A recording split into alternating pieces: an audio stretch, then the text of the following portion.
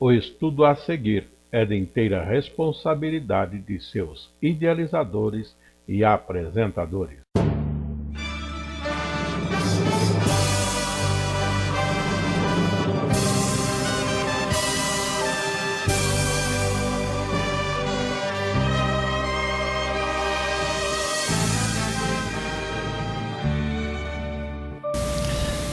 Lições para a Escola Bíblica Dominical no quarto trimestre do ano de 2019. Trimestre este, onde o alvo nosso é o estudo do livro de Êxodo. Não propriamente capítulo após capítulo, mas vários temas dentro deste livro.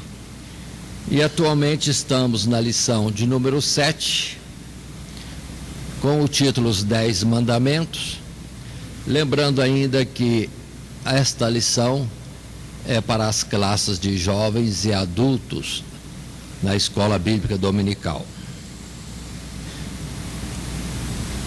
Nesta lição número 7, a leitura bíblica proposta é Êxodo, no capítulo 20, os versos 1 até o verso 21. E gostaríamos de fazer essa leitura inicial deste texto, que será o texto que estaremos utilizando nesta lição número 7. Assim, dentro do texto bíblico, podemos estar lendo: então, todas estas palavras falou Deus: eu sou o Senhor teu Deus, que te tirei da terra do Egito, da casa da servidão. Não terás outros deuses diante de mim.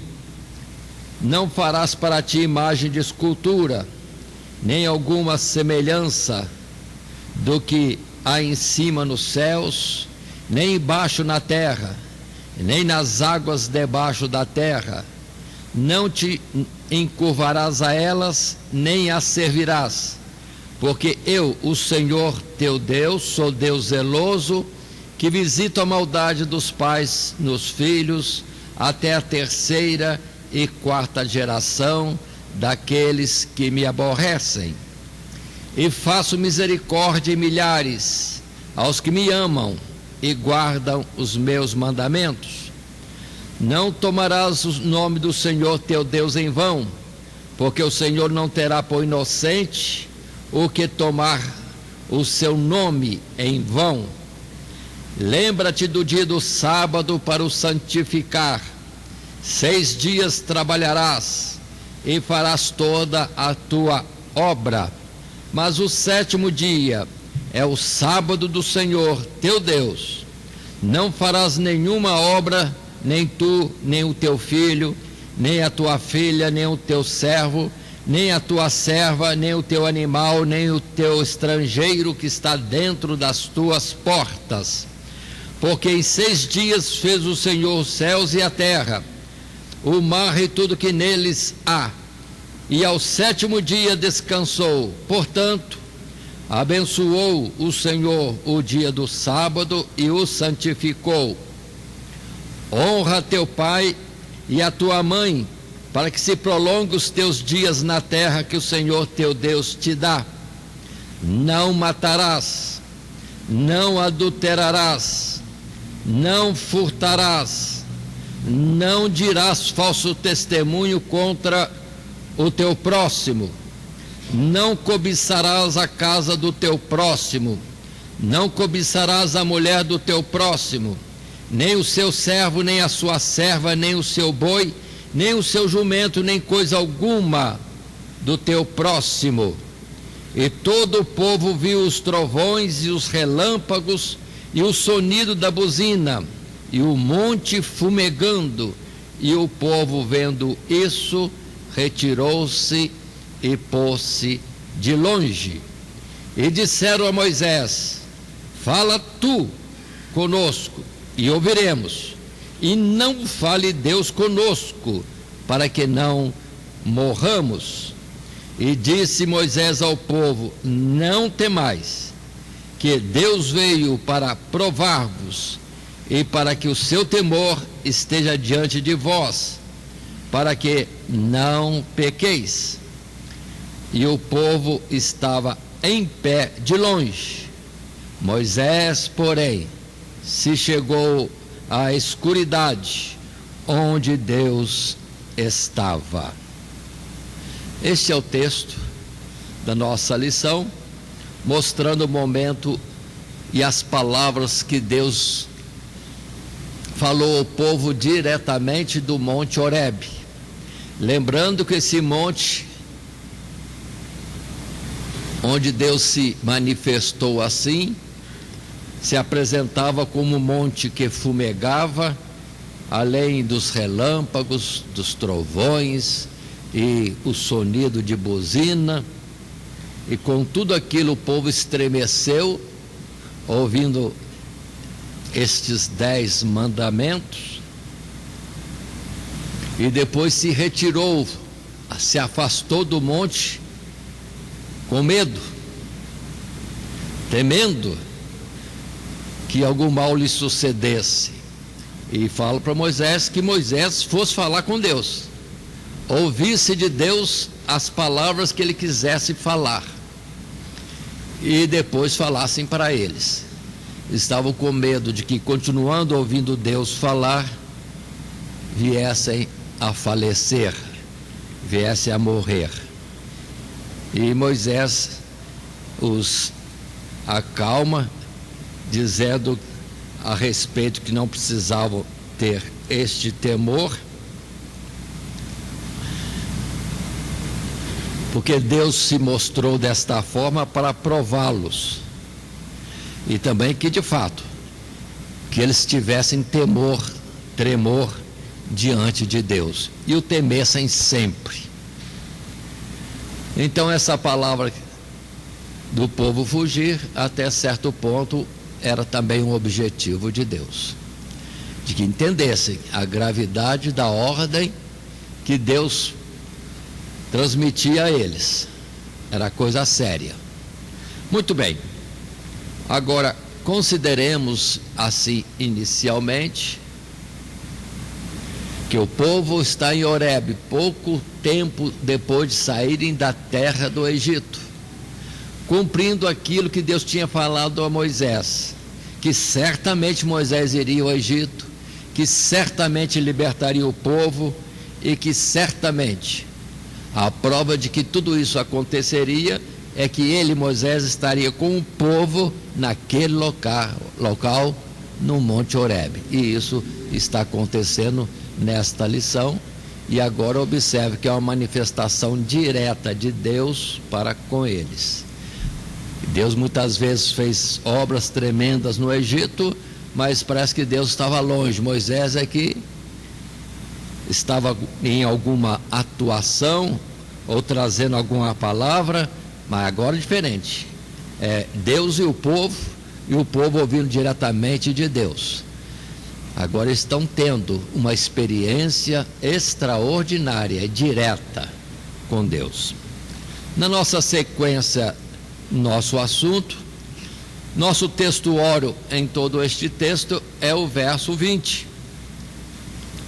quando disse Moisés ao povo: não temais, que Deus veio para provar-vos, e para que o seu temor esteja diante dele, ou diante de vós, para que o seu temor esteja diante de vós, para que não pequeis.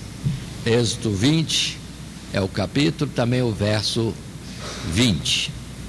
Na sequência para a nossa lição de hoje, e depois tratarmos junto às classes, nas diversas salas de aula de jovens e adultos, o esboço que aqui temos.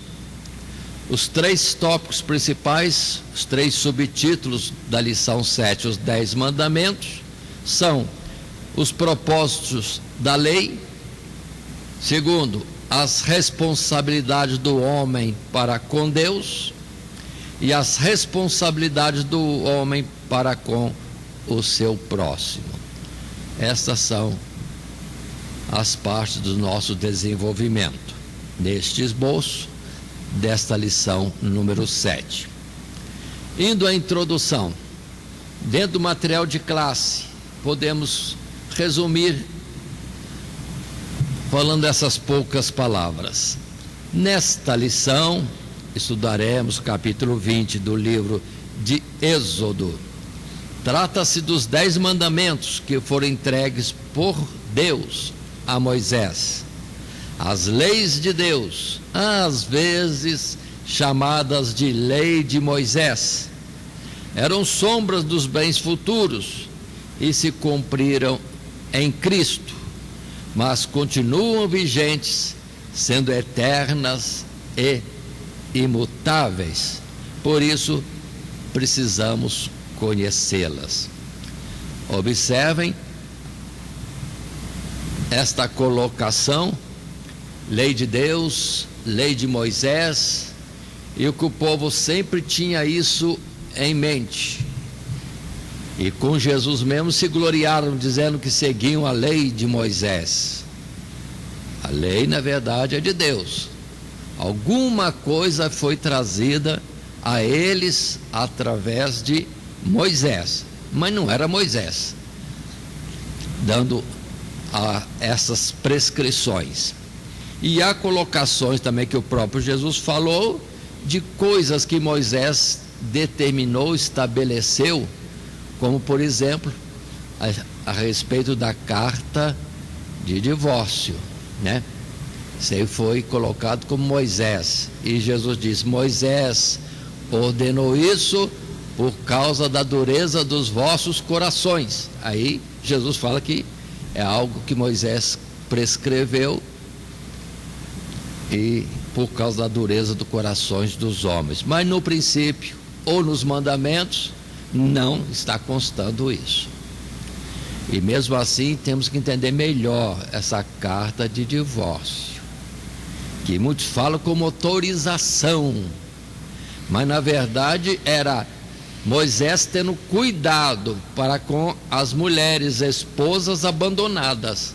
Se vai deixar, dele carta, para não parecer, por um lado, uma colocação que faço neste momento, que ela simplesmente saiu, abandonou o marido. Não, o marido que não quis mais e dispensou. Então, tinham eles que dar a carta de divórcio. Não era autorização, portanto, não era.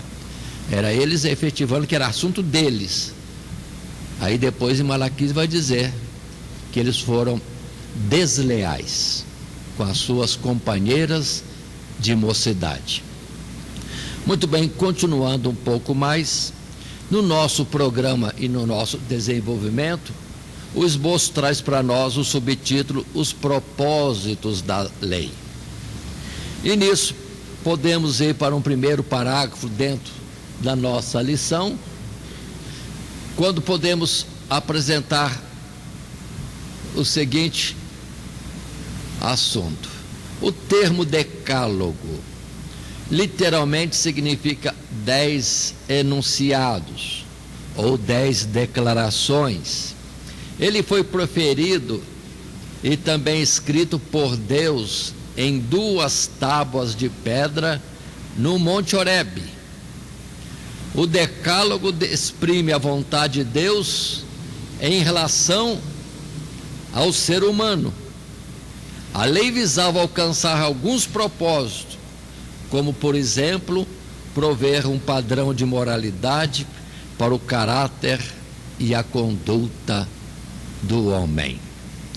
Muito bem, quero fazer observarmos que dentro das palavras do capítulo 20, e depois avançando nos capítulos seguintes, nós vamos ver que temos outras declarações ou mandamentos, estatutos colocados por Deus para o povo. Portanto, eu quero salientar isto. Aqui estão colocados 10 declarações, 10 mandamentos, mas na verdade são muito mais. Esses 10 foram os que Deus falou diretamente para eles, mas depois seguem outras prescrições diversas. Ou seja, numa outra colocação, as ordens de Deus, de um modo geral, são muitas. São como 10 mandamentos. Aí o 10 significa multiplicidade. Mas essas 10 palavras, conforme já disse, foram o que Deus falou diretamente para eles, e no que poderia se resumir tudo que Deus tinha que dizer de mandamentos em 10. Como depois nós vamos resumir esses 10 em dois mandamentos somente, que por si só, falando do amor a Deus e amor ao próximo, abrangia esses 10 e abrangia tudo mais que pudesse haver de prescrições da parte de Deus para com o homem, no sentido do homem nos seus compromissos com Deus, ou do homem nos seus compromissos com o seu próximo, o seu semelhante. Muito bem. Decálogo. Tendo colocado isso, quero salientar os versos do texto bíblico, observando primeiramente Êxodo. Vamos para Êxodo capítulo 31, verso 18, quando nós temos a citação mais à frente, como que repetindo algumas informações, se diz: e deu a Moisés, quando acabou de falar com ele no Monte Sinai, as 2 tábuas do testemunho, tábuas de pedra, escritas pelo dedo de Deus. Todas essas 10 palavras, 10 mandamentos, do verso 1 até o verso 17, tudo isso Deus deu a Moisés em tábuas de pedra, 2 tábuas de pedra, mas essas tábuas de pedra escritas pelo dedo de Deus. Façamos uma observação aqui, que muitos querendo trazer a exposição do que teria sido esta pedra e este escrito, geralmente numa das tábuas se colocam 4 itens, e do outro lado 6 itens, conforme veremos daqui a pouco. Os 4 primeiros mandamentos, que são relativos ao homem para com seu Deus, e os outros 6 mandamentos naquilo que diz respeito do homem para com seu próximo. Então, se ver alguma figura, 4 mandamentos, depois 6, já é uma ficção, uma ideia de que Deus teria escrito uma parte dos mandamentos numa tábua e os demais diferenciados nos seus objetivos na outra tábua. Na verdade, esta tábua, ou estas 2 tábuas, foram quebradas quando Moisés desce do monte. O povo já tinha se desviado. Se as tábuas representavam o concerto de Deus com o povo já tinha quebrado o concerto. Nada mais fez Moisés que quebrar as tábuas, que já não significavam nada por si mesmo. Se alguém achasse essas pedras, já seria motivo de misticismo ou idolatria. Ainda bem que subiu, ninguém achou, espero que nunca venha achar isso. Mas entendamos esses particulares. Depois é que Moisés vai, sim, burilar 2 outras tábuas de pedra e levar lá para o monte. Então nessas tábuas serão escritas de novo as palavras de Deus, mas agora as tábuas são Moisés que vai fornecer. Em Deuteronômio capítulo 4, verso 8, falando dentro desse propósito da lei, temos algo importante para destacar nesse verso 8 de Deuteronômio, quando lá na frente, quase no final da jornada, Moisés vai dizer: e que gente há tão grande, que tenha estatutos e juízos tão justos, como toda esta lei que hoje dou perante vós. E se quisermos atentar, lá no final em Deuteronômio, que significa repetição da lei, no capítulo 5, Moisés transcreve de novo tudo aquilo que está em Êxodo no capítulo 20.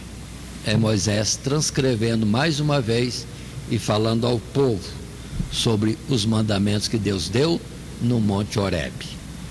Já, atenção, Romanos 7,12, se é coisa tão nobre assim, depois Paulo vai dizer no verso 12, assim a lei é santa e o mandamento santo, justo e bom. O que Deus estava prescrevendo como ordens, como mandamentos, por favor, não é para Deus, é para nós e para bem nosso. E muitos pensam que estão aumentando a divindade de Deus se cumprirmos os mandamentos. Precisamos entender, o amor de Deus é muito maior do que podemos estar falando. Quando Ele traz proibições ou algo que deve ser cumprido ou realizado, Ele está objetivando nós, porque nós não acrescentamos a Deus coisa alguma e nem nós diminuímos de Deus coisa alguma. Sempre Ele será o excelso. Se obedecemos, bom para nós. Se desobedecemos, mal para nós. Deus continua sendo grande, justo, maravilhoso, fiel e tudo mais. Portanto, temos que ter cuidado. Às vezes a gente pensa que é um servo que está sendo útil, mas Jesus já disse: quando fizermos tudo, nos consideremos servos inúteis, porque fazemos aquilo que tínhamos que fazer e não podemos acrescentar nada a isso. E aquilo que temos que fazer é o que Deus já estabeleceu.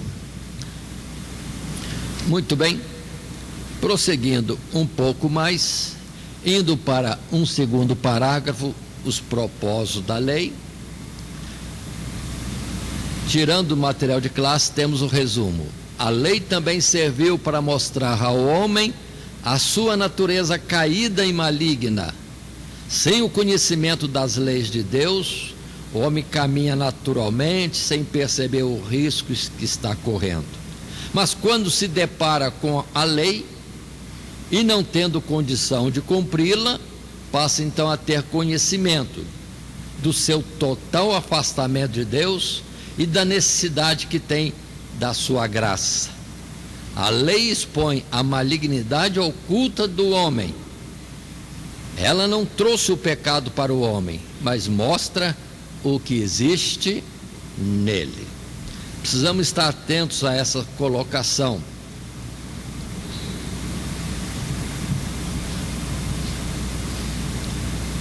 Não foi para mal que Deus deu os mandamentos, já dissemos. Não foi para mal que Deus deu a proibição no jardim do Éden: do fruto da árvore do conhecimento do bem e do mal não comerás, porque no dia que comeres certamente morrerás. Era instrução para o homem. Ele obedecendo, bom para ele, continuaria vivendo. Desobedecendo, morre. Mas depois Paulo, segundo a sabedoria que Deus lhe dá, vai declarar lá em Romanos que Deus encerrou a todos debaixo da desobediência, para que pudesse usar de misericórdia, observe bem, para com todos. Aí havia o aprendizado, e aprendizado esse é cada um conhecendo-se a si mesmo, que ele não é justo, porque diante de prescrições justas ele transgride. E também observemos que para o homem que tem esse norte, essa orientação, que vida boa que deveria ser para esta nação andando nos estatutos de Deus, em comparação a outras nações que não teriam algo extraordinário, uma conduta correta, seriam preceitos de homens falhos, fracos, e que naturalmente trariam mal para este povo, para esta nação, no passar do tempo. Precisamos ter isso em conta. Lembrando que a palavra verdadeira é essa, que as nossas justiças são trapos de imundícia. Então imaginem, se no mundo não tivesse parâmetros colocados por Deus, se cada nação tivesse só o seu, mas desde que Cristo Jesus veio ao mundo e mandou levar o Evangelho, atravessamos esses milênios, mas debaixo de um padrão, vamos dizer assim, colocado por Deus. As nações obedeciam a isso. As nações tinham isso como uma orientação mais correta, mais precisa. E observemos que estamos no fim dos tempos, que agora, ao contrário, todas as nações estão mudando, tirando a lei de Deus, os princípios trazidos pelo Evangelho, e estão colocando aquilo que, meu Deus, parece uma loucura. Aquilo que estão colocando como um dito de liberdade, quando na verdade é uma rebelião declarada contra Deus. Se soubesse que disto já está escrito em Apocalipse, a multidão dos povos das nações se levantando contra Deus, sinal de um fim já bem perto. É o Armagedon que se aproxima. Mas continuemos vendo em texto bíblico, na continuação de Romanos capítulo 7, agora os versos 13 e 14. Logo tornou-se-me o bom em morte? De modo nenhum. Mas o pecado, para que se mostrasse pecado, operou em mim a morte, pelo bem, a fim de que pelo mandamento o pecado se fizesse excessivamente maligno. Porque bem sabemos que a lei é espiritual, mas eu sou carnal, vendido sob o pecado. Então, o mandamento é para mostrar que se transgredir, a coisa é gravíssima, Era para o homem temer. Assim como um pai ou uma mãe orienta os filhos em algumas coisas, são um mandamento. Não pode, não entra aí, não mexe nessa máquina, não aproxima da gasolina ou do álcool. Justamente porque um dano que poderá vir pode ser fatal. Mas observe que em tudo isso, que a lei estaria colocando como um terror para o homem e mostrando o homem transgressor e réu de morte, depois vem a própria lei, nos seus termos de justiça, apresentando que se houver um substituto que pague pelo meu pecado, pela minha transgressão, pela minha desobediência à lei, este será aceito debaixo das condições. Isso já apontando para Cristo Jesus, é o que nós vemos na sequência seguinte. A lei que era quem transgredir morre, a mesma lei diz, mas se o outro morrer em seu lugar, está satisfeita a justiça da lei.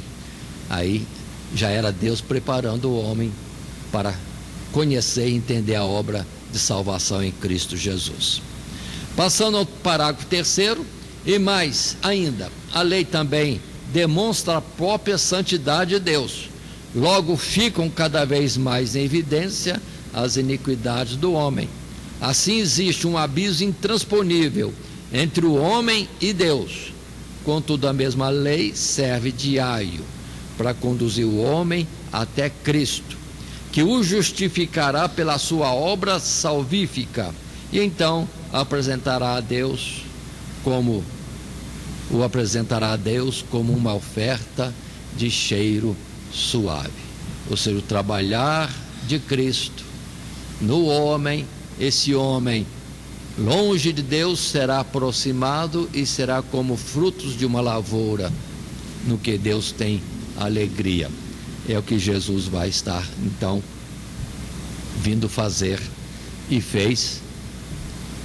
Considerando assim o tempo passado, a lei apontava para Cristo, um Cristo que haveria de vir, e agora nós temos este Cristo que já veio e está vivo e assentado à direita de Deus, que é o nosso trunfo, o nosso escape, a ponte que nos liga a Deus nesse abismo terrível. Muito bem, quero colocar de uma forma assim: Deus colocou, por exemplo, os 10 mandamentos como a perfeição, que na verdade é aquilo que Deus pode exigir e exige de si mesmo, porque Deus não erra em coisa alguma, é perfeito. Se o homem fizer o que está prescrito, aí ele vive, ele é santo, ele é igual a Deus. Como já teve um querubim lá em cima que falou: serei igual ao Altíssimo. É igual ao Altíssimo? Então você faz essa justiça, e na verdade Satanás não é nada disso. E o homem também, diante desse padrão de justiça, perfeição de Deus, ele se acha muito aquém. Mas caindo ou caído, se humilhar, poderá ser ajudado a levantar.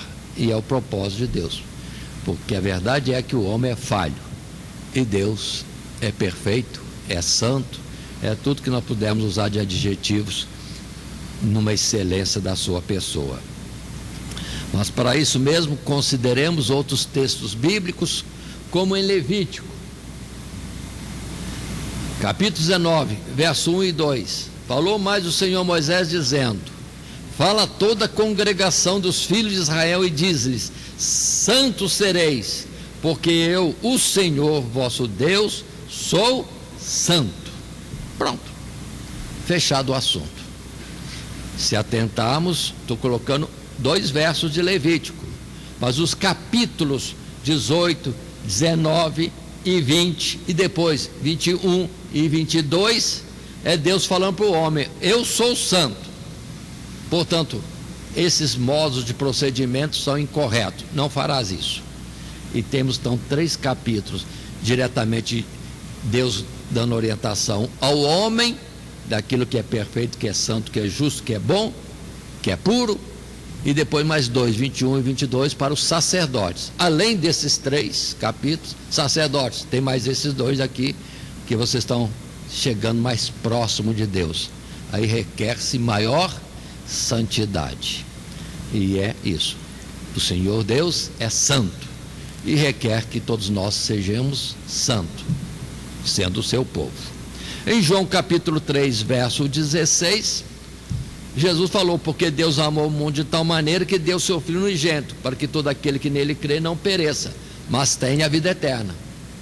Então, no propósito de Deus na lei, era mostrar para o homem: você não consegue, mas há quem possa fazer isso, quem possa te ajudar.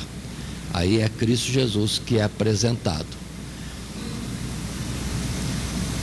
É o mediador, é o redentor do homem, é o seu bom pastor, que daria a sua vida para que o homem chegasse aperfeiçoado, sim, a Deus. Em Gálatas capítulo 3, verso 22, mais uma palavra para esclarecer tudo isso, ou complementar. Mas a Escritura encerrou tudo debaixo do pecado, para que a promessa pela fé em Jesus Cristo fosse dada aos crentes. Mas antes que a fé viesse, estávamos guardados debaixo da lei e encerrados para aquela fé que se havia de manifestar, de maneira que a lei nos serviu de aio para nos conduzir a Cristo, para que pela fé fôssemos justificados. Aio, babá, uma criança na sua tenra idade não pode estar muito livre, tem que estar debaixo de cuidados, ou até mesmo mão dada, segura, firme, para ser conduzida para onde deva ir, ou então vai no colo mesmo, ou vai no colo mesmo. E a lei, de certa forma, era isso, era mostrar ao homem os perigos que existem, dando limites, para não errar totalmente, querendo o homem andar por seus próprios entendimentos de justiça e pureza. Mas Deus deu o padrão, e na verdade tudo isso vai conduzir a Cristo, e em Cristo há possibilidade, pela graça do homem ser maduro, aí não é mais criança, aí não precisa levar na mão, ele sabe o que é certo já aprendeu o que é errado, e como homem adulto, não precisa ser levado pela mão. Ele mesmo deverá estar passando pelos caminhos seguros, evitando aquilo que possa ser perigoso, danoso.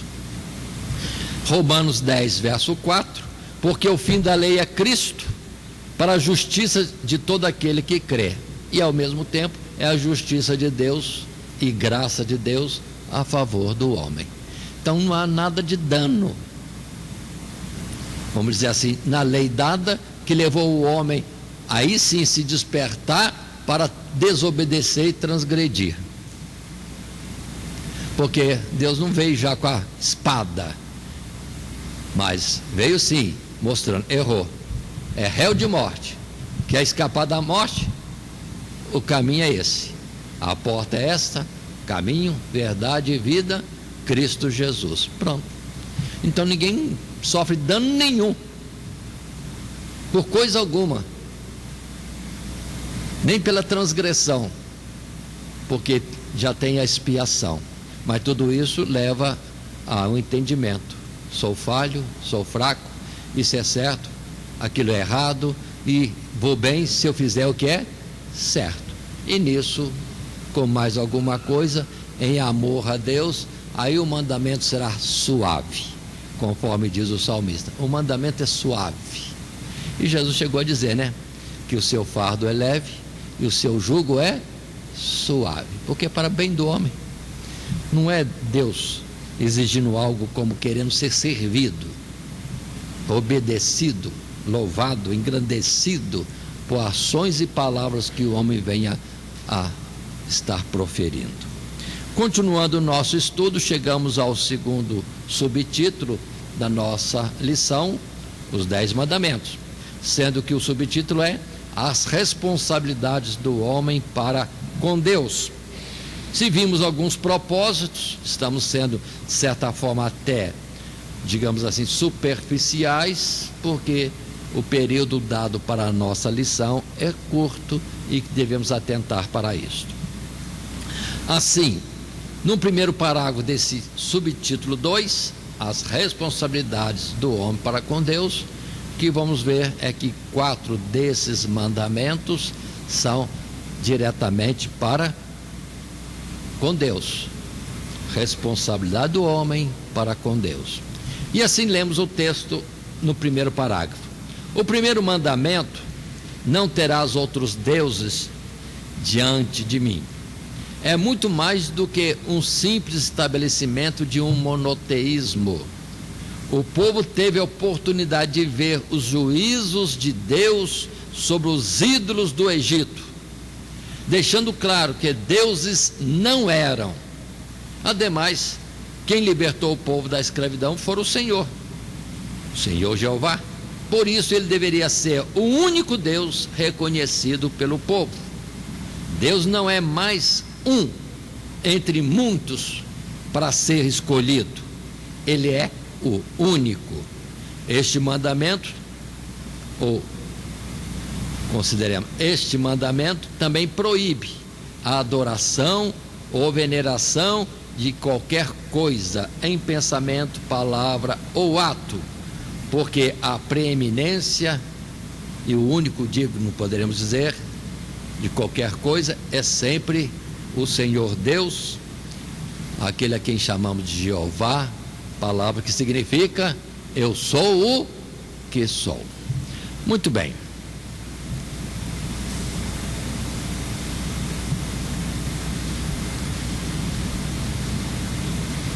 Nós temos textos bíblicos, muitos nas Sagradas Escrituras, em particular em Isaías, que falam disso. A obra de Deus no Egito é mostrar que todos os deuses da poderosa nação e grande império egípcio eram nada. Aliás, nem deuses eram, era coisa alguma, era invenção dos homens, nem existia. Mas Jeová, o grande eu sou, esse é o único e é verdadeiro. Isaías 44, por exemplo, versos 6 até 8, num resumo, superficial, temos essa palavra. Assim diz o Senhor, Rei de Israel e seu Redentor, o Senhor dos exércitos: eu sou o primeiro e eu sou o último, e fora de mim não há Deus. E quem chamará como eu e anunciará isto, e o porá em ordem perante mim, desde que ordenei um povo eterno? Este que anuncia as coisas futuras e as que ainda hão de vir? Não vos assombreis, nem temais. Porventura desde então não vou-lo fiz ouvir, e não vou-lo anunciei? Porque vós sois as minhas testemunhas.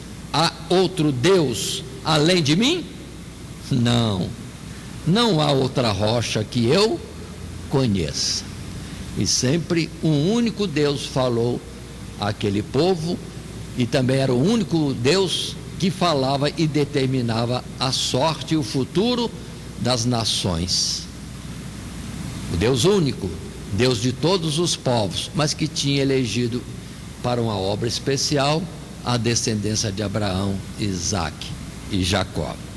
Depois Isaías 45, verso 21, o mesmo Deus dizendo pela boca de Isaías: anunciai e chegai-vos e tomai conselho todos juntos. Quem fez ouvir isso desde a antiguidade? Quem desde então o anunciou? Porventura não sou eu, o Senhor? E não há outro Deus senão eu, Deus justo e salvador, não há fora de mim. Olhai para mim e sereis salvos, vós, todos os termos da terra, porque eu sou Deus e não há outro. Ou se serve a esse Deus, ou será alguém contrário, porque uma outra oportunidade, uma outra divindade não existe. É isso que precisamos entender bem. E que Deus falava ao mundo através destas leis e desses profetas, em particular pelo povo, o próprio povo de Israel. Mais à frente um pouquinho, dentro desse grande mandamento, quando perguntaram a Jesus sobre o grande mandamento, Jesus disse, Mateus 22, 37, Jesus disse-lhes: amarás o Senhor teu Deus de todo o teu coração, e de toda a tua alma, de todo o teu pensamento. Palavra essa que também está em Marcos 12, 30. Amarás, pois, o Senhor teu Deus de todo o teu coração, de toda a tua alma, de todo o teu entendimento, de todas as tuas forças. Este é o primeiro mandamento. Pronto. É sempre voltando a isso, a exclusividade de Deus, porque de fato é único, não tem outro mesmo.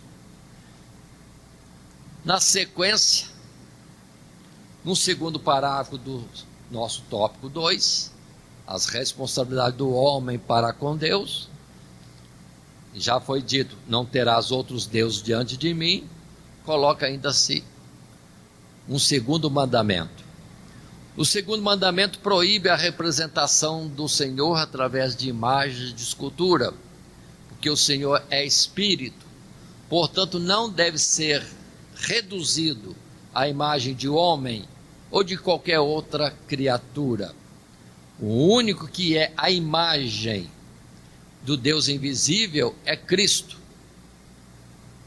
E o terceiro mandamento reza que não se deve usar o nome do Senhor de modo banal, profano, secular, de forma irreverente.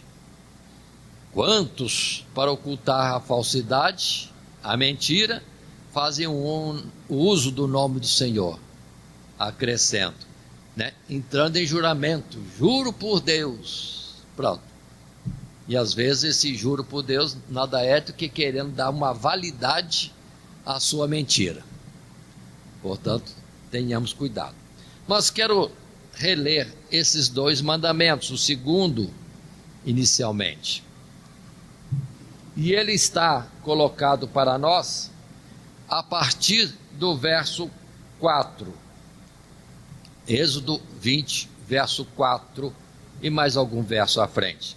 E assim leio: não farás para ti imagem de escultura, nem alguma semelhança do que há em cima nos céus, nem embaixo na terra, nem nas águas debaixo da terra, Não te encurvarás a elas, nem as servirás, porque eu, o Senhor teu Deus, sou Deus zeloso, que visito a maldade dos pais nos filhos, até a terceira e quarta geração daqueles que me aborrecem, e faço misericórdia em milhares aos que me amam e guardam os meus mandamentos. Este é o segundo mandamento. Agora observemos, irmãos, dizem que a maior representatividade do cristianismo no mundo é uma certa religião aí, e ela simplesmente arrancou todo esse mandamento, literalmente arrancou o segundo mandamento, tirou fora,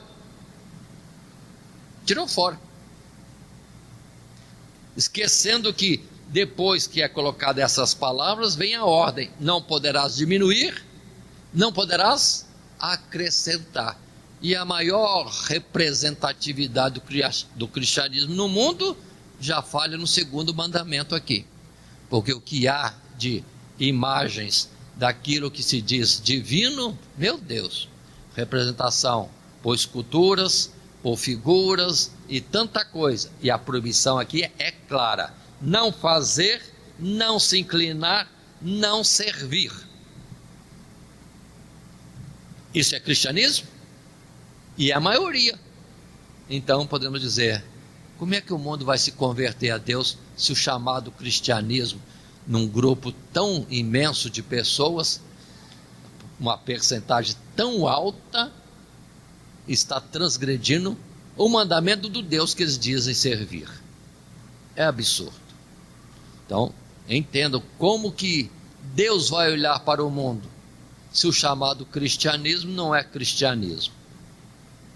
Portanto, irmãos, é uma luta tremenda, quando aquilo que era para ser luz, na verdade, é trevas. Aquilo que era para ser caminho, condução aos céus, na verdade, é armadilha que leva ao abismo. Portanto, vamos compreender, irmãos, e muitos têm esse tipo de cristianismo e essa representatividade de cristianismo como normal, e frequenta até, muitas vezes, coisas lá, esquecendo que está diante de idolatrias, o que é proibido terrivelmente por Deus. E observe bem, que ele é um Deus zeloso e que visita a maldade dos pais nos filhos, até a terceira e quarta geração dos que me aborrecem. O que vai sair nessa geração de idólatras? Depois clamar a Deus, ou responsabilizar a Deus pelo mal que virá? De forma alguma. Vamos estar mais atentos, que muitas vezes nós estamos coniventes, achando que por cristianismo tanto faz. Isso não é cristianismo. Aqueles que omitem a palavra de Deus e no intuito que é danoso para o homem, para os seus fiéis, porque não estão sendo conduzidos ao céu, mas ao inferno. É a palavra que Jesus disse a respeito dos fariseus. Tem o conhecimento, tem a chave da salvação, não entram eles e não deixam entrar os que querem entrar. Portanto, irmãos, o mundo está um desastre. Perdoe dizer, o chamado cristianismo, aparente para o mundo ver, está um desastre. Não é luz. Não é luz. Que Deus tenha misericórdia de nós. Mas continuando, dentro de textos bíblicos que apontamos, entre outros, repito sempre, que cada professor poderá escolher para si, na sua hora de ministrar a lição, temos João 4, verso 24. Deus é espírito, e importa que os que o adorem em espírito e em verdade. Então não tem como fazer figura de Deus, nem escultura de Deus, não tem como, não corresponde. Deus é espírito e homem algum o viu. Então tudo isso é falso.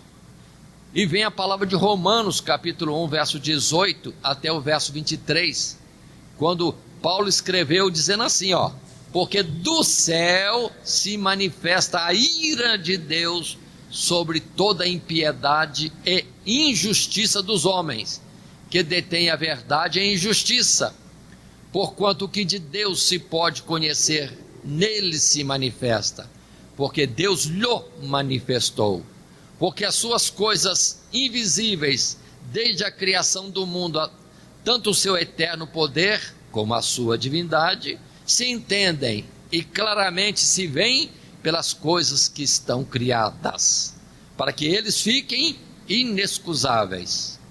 Porquanto, tendo conhecido a Deus, não o glorificaram como Deus, nem lhe deram graças, antes em seus discursos se desvaneceram e o seu coração insensato se obscureceu. Dizendo-se sábios, tornaram-se loucos e mudaram a glória do Deus incorruptível em semelhança da imagem de homem corruptível e de aves e de quadrúpedes e de répteis. Pronto. O fato, simples fato, fazer uma escultura, uma figura de Jesus, por exemplo, é absurdo. Estão comparando Jesus com o homem. E outros povos já colocavam a divindade como animais. E até hoje temos isso. Animais sendo adorados como a divindade desse povo. Que horror! Não tem nem razão para se conceber tal coisa, mas nesse caminho vão.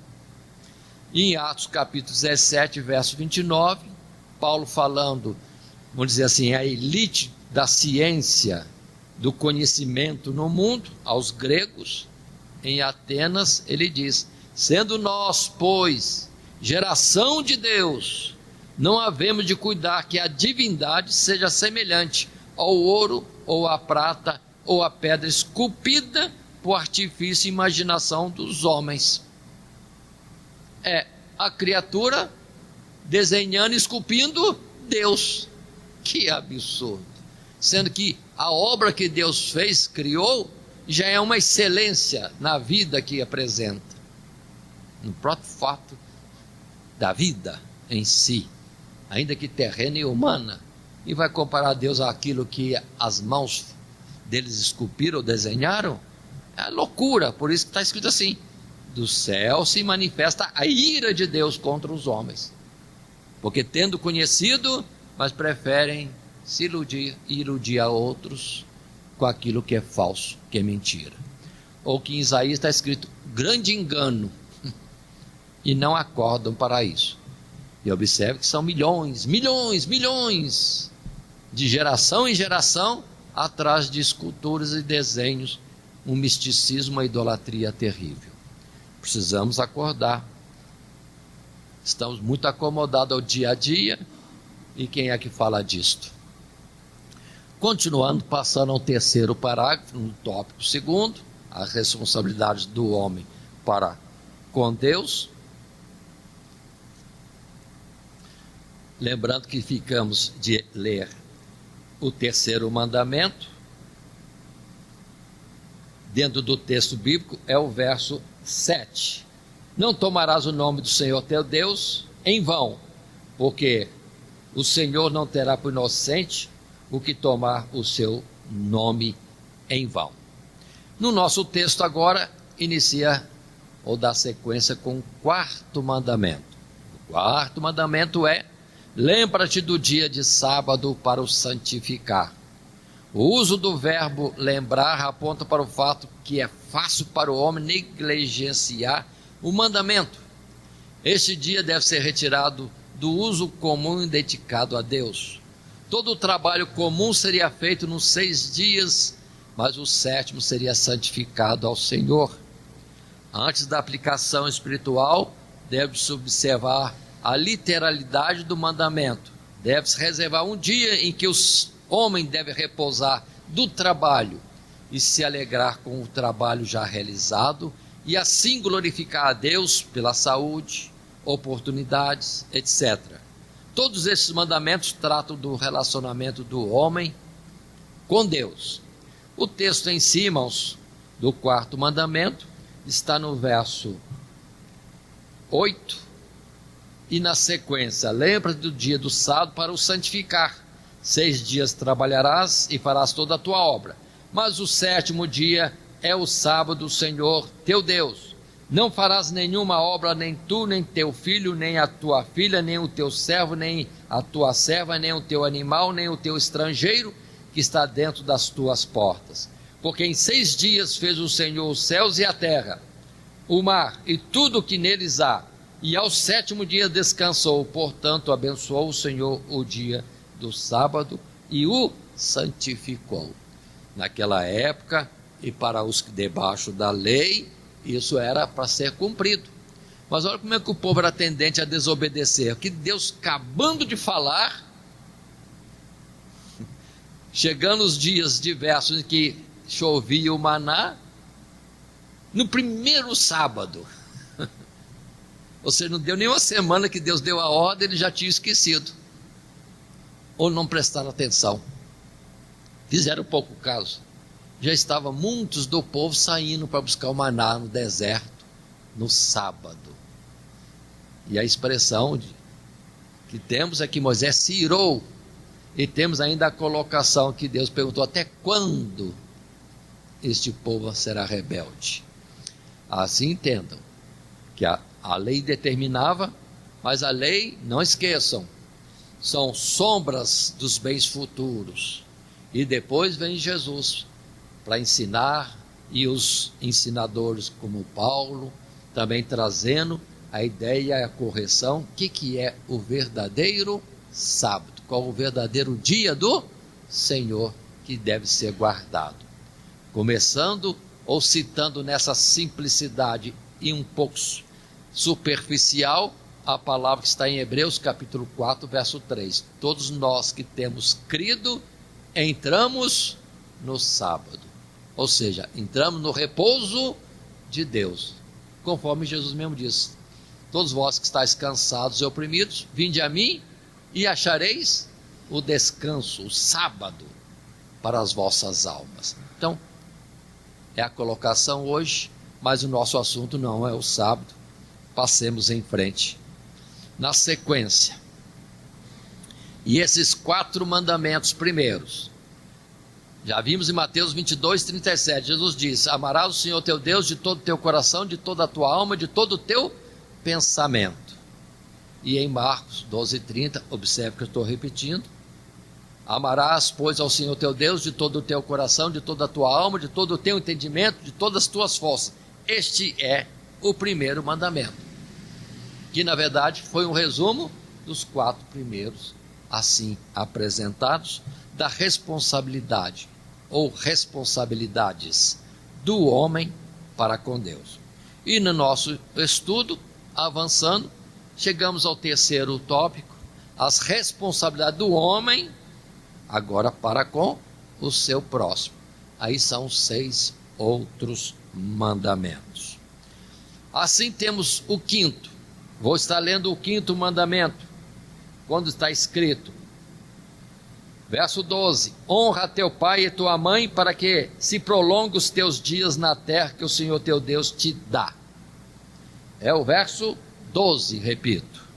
E o nosso texto, no primeiro parágrafo, vai dizer: o 5º mandamento faz claramente uma divisão entre os mandamentos que tratam do relacionamento do homem com Deus e aqueles que o relacionam com seu próximo, além de ser o único com promessa. O homem deve honrar os seus pais, assim como honra a Deus, e as mesmas responsabilidades que tem para com o seu próximo, também deve assumir para com os seus pais. Vou fazer a colocação ainda. A promessa é, dentro do texto, para que se prolongue os seus dias sobre a face da terra.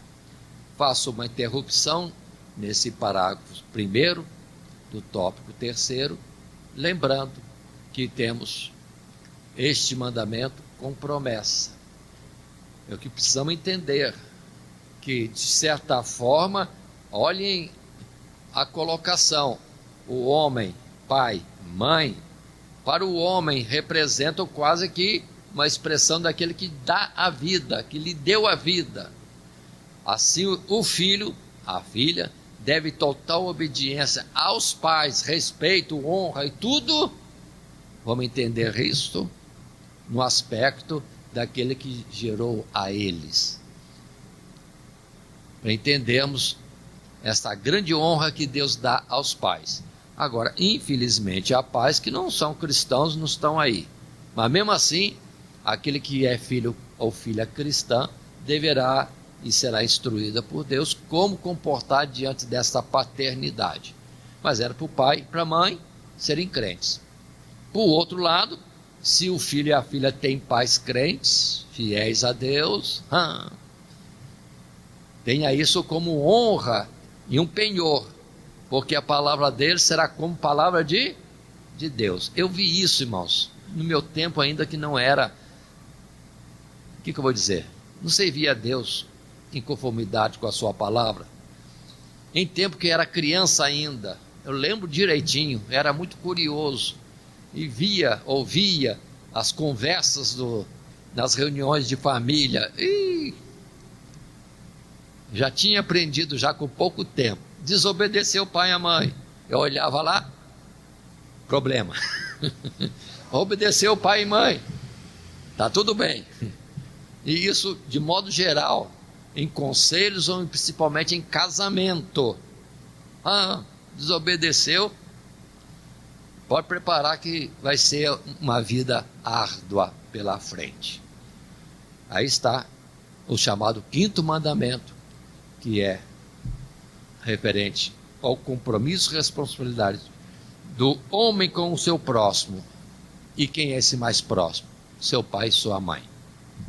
Voltando ao texto do primeiro parágrafo, no final temos: o 6º mandamento proíbe o homem de tirar a vida do seu próximo. Ela é dádiva de Deus. Aí é a palavra simples e direta do verso 13: não matarás. Simples e direta. Agora, atenção, cuidado. Em Romanos 13 diz que as autoridades têm a espada e são ministros de Deus. Então, se o homem entrar no processo, a espada pode vir sobre ele, e mandado pelo próprio homem, mas no juízo de Deus. Portanto, dentro dessa legitimidade, entendamos isso. Essas questões, mas como o tempo é curto, lembremos, até mesmo no alimento, desde Gênesis, a ordem era, ao imolar um animal, para usar dele como alimento, e só nessa condição, vamos dizer assim, então você tem que derramar o sangue na terra. É como se dissesse e estivesse representando a vida aqui simbolizada no sangue, é devolvida à terra, porque é de Deus, não serve, não é dado para alimento. Agora o restante do animal poderia ser usado como alimento. Nesses 40 anos para cá, isso aí está caindo, ninguém nem lembra dessas coisas. Mas não matarás. Até o animal é uma vida dada por Deus e deve ter este cuidado, que a própria palavra apresentou como saída: derramará o sangue na terra, que a vida é de Deus, e quanto ao restante, usa como alimento. Aí nós temos alguns textos bíblicos que queremos estar apresentando, que são em Efésios capítulo 6 e verso 1 até 3, vós filhos, sede obedientes a vossos pais no Senhor, porque isso é justo. Honra teu pai e a tua mãe, que é o primeiro mandamento com promessa, para que te vá bem e vivas muito tempo sobre a terra. E depois Mateus 5, 21, quando Jesus vai dizer no particular do não matarás. Palavra simples, mas estendendo isto, Jesus disse: não matarás, mas qualquer que matar será réu de juízo. Eu, porém, vos digo que qualquer que sem motivo se encolerizar contra seu irmão, será réu de juízo. E qualquer que chamar seu irmão de raca, ou seja, tolo, será réu do sinédrio. E qualquer que lhe chamar de louco, será réu do fogo do inferno. Portanto, se trouxeres a tua oferta ao altar, e aí te lembrares de que teu irmão tem alguma coisa contra ti, deixa ali diante do altar a tua oferta, e vai reconciliar-te primeiro com teu irmão, e depois vem e apresenta a tua oferta. Então a coisa é um pouco mais estreita do que as pessoas colocam.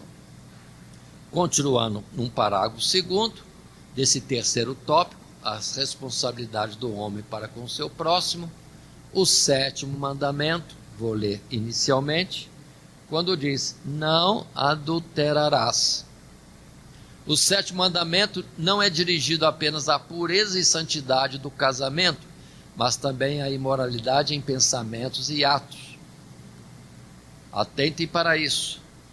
E faço uma interrupção, vou à frente no texto bíblico que temos em Mateus capítulo 5, verso 27, quando diz, ouviste que foi dito aos antigos, não cometerás adultério. Eu, porém, vos digo que qualquer que atentar numa mulher para cobiçar, já em seu coração cometeu adultério com ela. E eu deixo ainda o capítulo 16 de Lucas, que é uma grande transgressão que está havendo hoje. E a palavra em Lucas, capítulo 16, diz bem claro, aquele homem que deixa a mulher para casar com outra, adultera. E aquele que casa com a mulher dispensada do seu marido, adultera também. Então pronto, sétimo mandamento é o que mais se transgride hoje, e no meio dos chamados crentes também. Então, como é que Deus vê esse cristianismo no mundo? Misericórdia. Voltemos ao texto do parágrafo 2º, oitavo. Qual é o oitavo mandamento? Não furtarás. No texto diz, o oitavo diz respeito à autoridade ou direito de propriedade privada, que deve ser respeitado. E isso abrange toda forma de desonestidade, de mentira, de ocultação por palavras e atos sobre aquilo que pertence ao próximo. É preciso respeitar os seus bens através da honestidade, da pureza no viver, no agir e no proceder. Muita gente só pensa que se chegar lá, maquinar uma forma de lesar o outro pegando o seu bem, isso que não pode. Mas na verdade, muita coisa é transgressão, é esse ponto, não furtarás ou não roubarás, falando numa palavra mais popular. O nono mandamento, que está no texto, vou ler primeiramente nas Sagradas Escrituras, quando diz no verso 16, não dirás falso testemunho contra o teu próximo. Voltando ao parágrafo, no nono mandamento, é proibida a mentira, as provas falsas e infundadas. Falso testemunho, misericórdia. Precisamos ter cuidado nisso. Às vezes, para agradar alguém, a gente conta a história como se alguém quer que a gente conte. Falso testemunho, mentira também. Continuando dentro do nosso parágrafo, nessa lição, o 10º mandamento trata da cobiça, que é o desejo desordenado daquilo que não possuímos, e visa coibir não apenas um comportamento externo, mas principalmente algo escondido na mente. Adão e Eva transgrediram exatamente nisso, quando desejaram aquilo que não era a vontade de Deus que tivessem. Agora, lendo no texto bíblico, qual é o 10º mandamento? É o verso 17, quando a palavra diz, não cobiçarás a casa do teu próximo, não cobiçarás a mulher do teu próximo, nem o seu servo, nem a sua serva, nem o seu boi, nem o seu jumento, nem coisa alguma do seu próximo. Cobiçar, não, coisa alguma do próximo. Agora, observe que eu disse lá atrás, que uma representatividade do maior representatividade do cristianismo no mundo, omitiu o 2º mandamento. Se de 10 mandamentos tirar um, vai ficar 9. Para não ficar 9, alguma coisa foi feita para dar 10. É aqui no verso 17, quando está escrito, não cobiçarás a casa do teu próximo, primeira oração. Segunda oração, não cobiçarás a mulher do teu próximo. E colocaram como 9º mandamento, não cobiçarás a mulher do teu próximo. E depois, não cobiçarás coisa alguma do teu próximo, ou coisa alheia. Ou seja, com a forma proposital, estudada, mudar os 10 mandamentos. É isso cristianismo? É. São essas palavras de Deus? Portanto, como estamos nós, como cristianismo, diante do mundo? Que Deus tenha misericórdia de cada um de nós. Mas apresenta agora, outra vez, o texto bíblico que temos. Gênesis capítulo 3, verso 6, já que o anterior já temos apresentado. E vendo a mulher, Eva, que aquela árvore era boa para se comer, agradável aos olhos e árvore desejável para dar entendimento, tomou do seu fruto e comeu, e deu também a seu marido, e ele comeu com ela. Cobiça da carne, cobiça dos olhos, soberba da vida. Que depois em João, na carta 1 de João, capítulo 2, verso 15, não ameis o mundo, nem o que no mundo há. Se alguém ama o mundo, o amor do Pai não está nele. Porque tudo o que há no mundo, a concupiscência da carne, a concupiscência dos olhos e a soberba da vida, não é do Pai, mas do mundo. E o mundo passa, e a sua concupiscência, mas aquele que faz a vontade de Deus permanece para sempre. Passando à frente no nosso texto,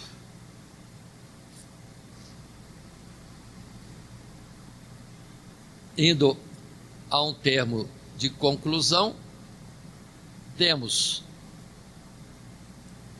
o nosso resumo que diz: em cada mandamento, o homem se depara com propósitos maravilhosos de Deus, que se os cumprisse, viveria por eles.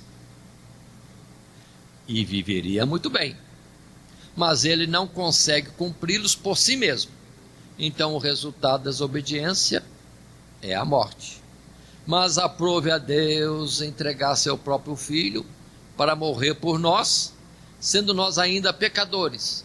E agora, através da sua justiça, podemos viver em obediência à vontade de Deus, e como se fôssemos cumpridores de toda a sua lei.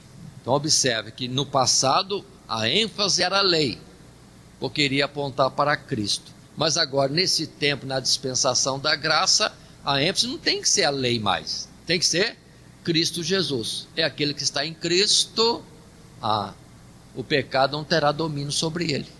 Está adulto, está amadurecido, está revestido de poder pela graça e pelo sacrifício ali no Calvário em Cristo Jesus. É isso que nós precisamos entender. Mas há muitos, e nós temos tendência a muitos de voltar à lei, e queremos fazer alguma coisa como que para agradar ou nos justificar diante de Deus. Cuidado, cuidado, cuidado, cuidado. Assim caímos da graça. É diferente. É em Cristo alcançamos tudo que é necessário para andarmos em obediência à vontade de Deus, ou à sua lei, se alguém quer usar essa expressão. Assim encerramos, lembrando que tivemos esta lição desenvolvida nesses 3 tópicos: os propósitos da lei, as responsabilidades do homem para com Deus e as responsabilidades do homem para com o seu próximo. E o nosso texto áureo foi: e disse Moisés ao povo, não temais, que Deus veio para provar-vos, e para que o seu temor esteja diante de vós, para que não pequeis. Êxodo 20, verso 20. E assim, irmãos, encerramos a nossa lição. Que Deus nos abençoe em Cristo Jesus. Todo dia, toda hora, muito mais prazer em ouvir. Radionet Grata Nova. Web Rádio, a qualidade que faz a diferença, cada vez mais necessária. Rede Grata Nova de Evangelização. Acesse nosso site www.horadadecisão.com.br. Hora da Decisão, tudo junto, sem acento.